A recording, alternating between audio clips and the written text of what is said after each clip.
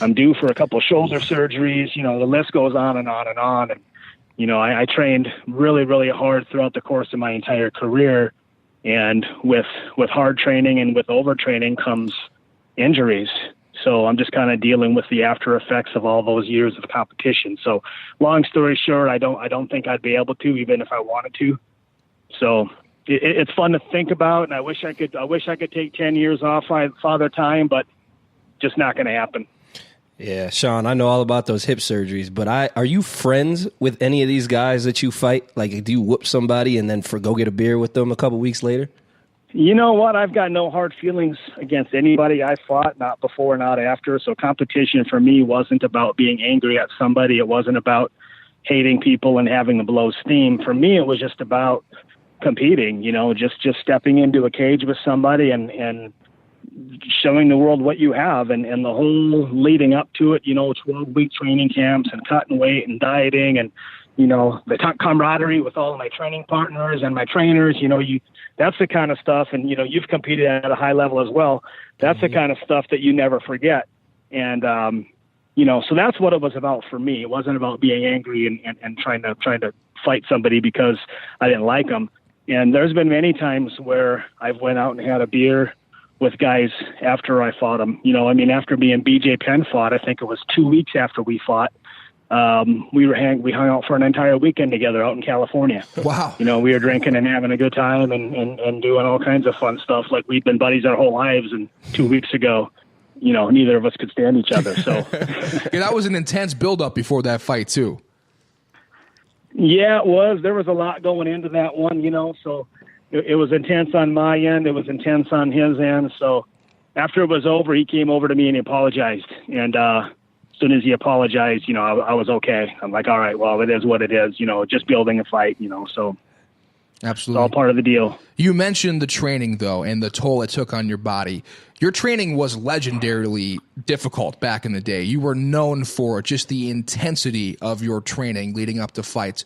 Do you wish now, with hindsight, that you would have dialed it back a little bit? No. I've said many times I wouldn't change a thing. I'd do it all over again, you know. And as time went on, and the more experience I had, the smarter I got with my training. But you know, that's just part of the evolution. And you know, I believe, you know, I had 21 consecutive wins before I got beat. My first loss was to Matt Hughes, so yeah. I think that might be the longest consecutive winning streak in the sport. I believe it is one of them for sure. You know, and not to toot my own horn, but, you know, I lost 4 fights over the course of my career. So if I didn't train the way I trained, there's no way I would have accomplished that. Absolutely. Because I had some real tight ones. I had some real close ones. I had a couple times where guys had me dinged up real good. I had a couple times where guys flash knocked me out and I was able to recover. I had a couple times where, you know, I squeaked out split decisions. So you take away all those extra hours in the gym, and those wins now become losses. Totally understand that. Hey, your nickname, the Muscle Shark, I've always been curious. It's my favorite nickname of all time in MMA. How did this even come to be? Because that's an all-timer for sure. Yeah. Actually, I was fighting in Japan for Pride. And I was always one of those guys who I didn't want a nickname. I thought it was corny. People tried to give me nicknames that never stuck. I didn't want one. So I was fighting in Pride, and I don't know how much you guys remember about Pride, but it's watch dead it all the silent time when you're fighting. Yeah, it's like when you're fighting, crowd, it's dead man. silent. You can hear my corner guys were talking just like I'm talking right now, and I could hear them as if they were yelling in my ear. It was so quiet in there. So anyway, I could hear the announcers talking throughout the fight, and I kept hearing Boss Rutan talk about the Muscle Shark, the Muscle Shark, the Muscle Shark, the Muscle Shark, and I kept hearing this, and I had no clue who the Muscle Shark was. So I actually got a little bit offended during this fight, and Boss Rutan kept talking about this Muscle Shark guy, and I'm in the middle of a fight, and I thought I was putting on a hell of a good show, and I keep hearing him talk about this Muscle Shark fellow. So, yeah, funny is because then after the fight was over, he goes, "What do you think about the Japanese fans named you the Muscle Shark? What do you think about that?" And I'm like, "Oh, that's why you kept talking about the Muscle Shark." What do you mean? You know? Oh, that's pretty awesome. Cool. That is really cool. That's awesome. As far as the lightweight division today, who stands out to you, and what is the current state of the lightweight division, in your opinion?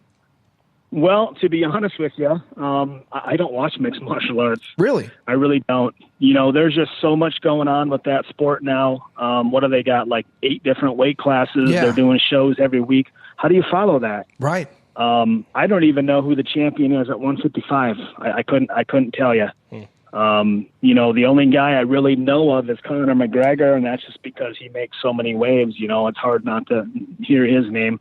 But besides that, I just don't follow the sport anymore. You know, I got my own thing going on outside of the industry, and you know, quite frankly, watching a UFC event is kind of like pouring salt in the wound. So that might be part of the reason why I don't watch it. Makes sense.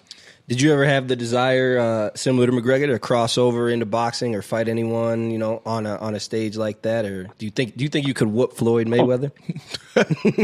Well, you know what's funny? You asked me that. I was actually the first guy that was trying to fight Floyd Mayweather.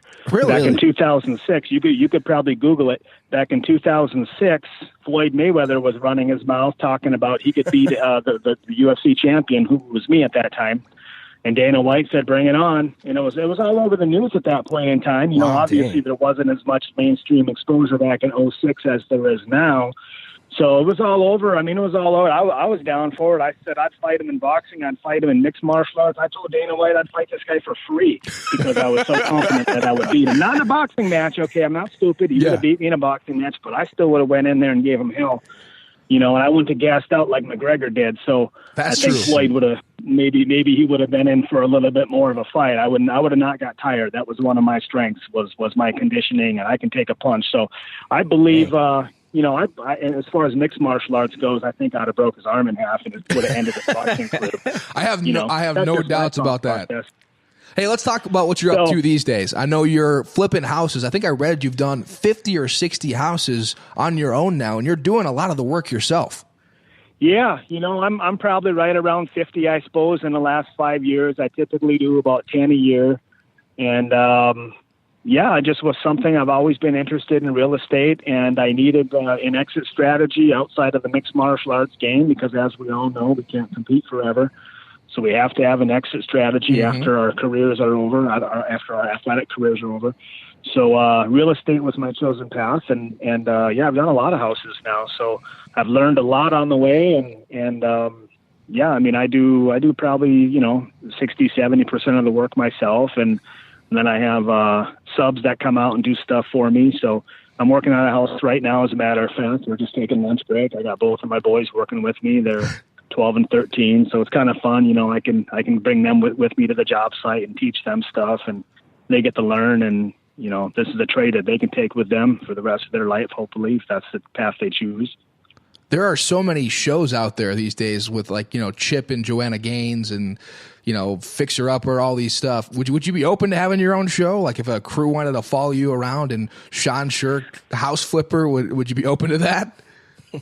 Yeah, oh, definitely. Yeah, I've actually sent some stuff out to producers before. That'd be cool, man. With no luck, obviously.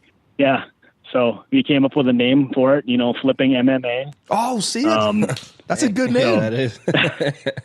That's a great name.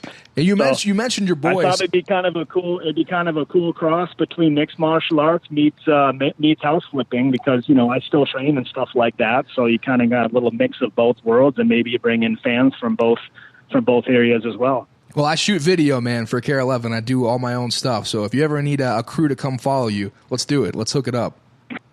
Let's do it. Real quick, you mentioned one of your boys. I just saw on Facebook, he is quite the wrestler already, following in Dad's footsteps. That's got to be pretty cool for you. It's a lot of fun, you know, and realistically, he's a better wrestler than I was when I was his age. Really? But then on the other, oh yeah, he is. Yeah, I mean, he's done more than I've done my whole wrestling career. He's done more, and he's only 12 years old. You know, and he's got a lot of growing left to do. So, you know, they're just he loves it. He's a heck of a good athlete, and he's got some good coaching behind him. So, you know, you combine those attributes and you end up with success. Does he remember watching you fight, or is it just kind of a natural progression into the sport, a natural love, or does he remember watching you as he had to be like, what, 5, 6 or something like that? Yeah, they've never seen me fight before. Oh, really? I think they've seen a highlight video once, And but they've never seen me fight, so they wouldn't have any recollection of me fighting in mixed martial arts. You know, it's funny that you bring that up because we pulled into the job site here this morning, and as soon as we pulled into the job site, my kid goes, "Dad," he goes, "why don't you start fighting mixed martial arts again?" And I'm like, well, I said, well, I don't know why. He goes, "because we don't want to go to work with you at 7 o'clock in the morning." So I'm like, all right, fair enough. I get it. But they're getting paid, though. They're not working for free. But, come Friday is payday, and they'll be pretty happy that they're working with me all week. Hey, what was it like for you to put kind of Minnesota on the map in terms of MMA? Because you really were the first guy from here that did huge things on the biggest stage. Yeah. You know what? Actually, Dave Monet was the first guy. I was kind of following in his footsteps. He was one of my training partners for many, many years at the academy with Greg Nelson. And Dave Monet was the first 185-pound UFC champion. But when he won the title, the sport hadn't evolved to where it was when I won the title. I won the title, 4 or 5 years later, and the sport had, the sport was basically in the process of going mainstream at that point in time. So I just got a lot more exposure. But he was the first guy to win a UFC title from Minnesota. Me being the second guy, and I just got more exposure at that point in time. So, as far as putting Minnesota on the map, I loved it. I loved representing Minnesota. I view us Midwest guys as just being hard nosed and gritty and tough, and that's what I tried to represent. Absolutely.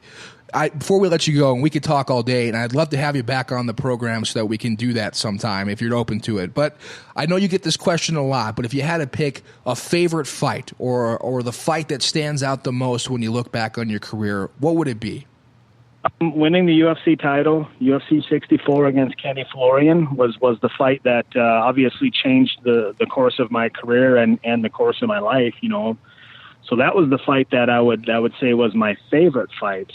I'd say the funnest fight I had was against Tyson Griffin. Oh yeah, that was just a bang fest, and we probably threw 300 punches between both of us. Probably threw 300 punches at each other each, and I don't think there wasn't an ass in the seat for 15 minutes for that entire fight. Fans loved it; they were going nuts, and that was a lot of fun. That was for me one of the all-time best fights that I've ever watched. It was incredible.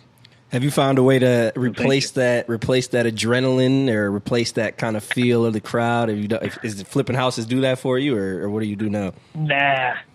The most exciting part about flipping a house is selling it, and I don't have anywhere near the same excitement when I sell a house as I did when I was fighting. But watching my kids wrestle, that's pretty darn exciting. Being that side, I coach them every day. I drive them to every wrestling practice. We train at home in the basement. I got a wrestling room and a weight room. And when they step on the wrestling mat, I feel like I'm out there with them. So we're in tune with each other. Like I can say something and they're following my every single move as I say it. So that's pretty cool. I feel like I'm out there with them. That's awesome. And before we let you go, we do a segment called Dirty Six, and this week we did fast food restaurants. So we got to get your top 6 fast food restaurants. Oh man, you probably didn't eat any fast food. Yeah, I was going to say you were shredded. No way, you weren't eating fast food. That's probably why he's a champion, and we're here doing this podcast. Exactly. Okay. So as far as fast food goes, would you consider a Subway to be a fast food? Yes, Subway's fast food. My God. Subway's at the top. I like Jimmy John's a lot. I like. I just had Chipotle the other day. Chipotle made our list. Yep. And my guilty pleasure is Culver's. I don't know if you guys are familiar with Culver's. Culver's is fantastic. Yes. They've got those butter burgers. Yeah. Oh yeah. I'll probably have. You know what I'm talking about, right? Oh yeah. I went to Wisconsin, so I know all about Culver's. Okay, so I have about 2 of those a year, and those are my guilty pleasures. 2 a year. That's it. Yeah, you are. I really try to refrain. Try to refrain from eating bad food. It's just how I am, I guess. I don't know. That's amazing. Do you really just savor those moments then when you get those 2 a year?